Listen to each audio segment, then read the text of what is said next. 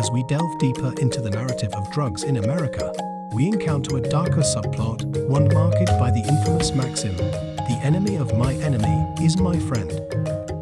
This axiom of geopolitical strategy disastrously entwines U.S. foreign policy with the global drug trade. In the 1980s, covert operations in Nicaragua linked the U.S. with the Contras, a contentious alliance that inadvertently opened the floodgates for cocaine to surge into American streets, igniting a growing epidemic.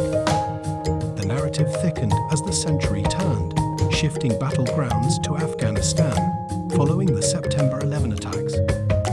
Here, amidst the rugged terrains where many empires faltered, the U.S. allied with the Northern Alliance, an uneasy partnership formed in the shadows of conflict.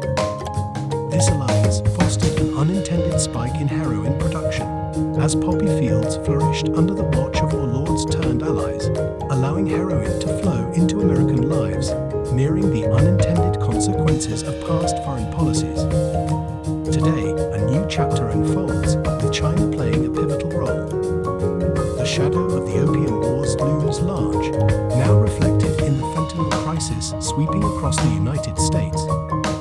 The Opium Wars were a series of mid-19th century conflicts between the Qing dynasty of China and Western powers, primarily Britain, triggered by disputes over trade imbalances and the illegal opium trade, which resulted in significant Chinese concessions and the cession of Hong Kong to Britain.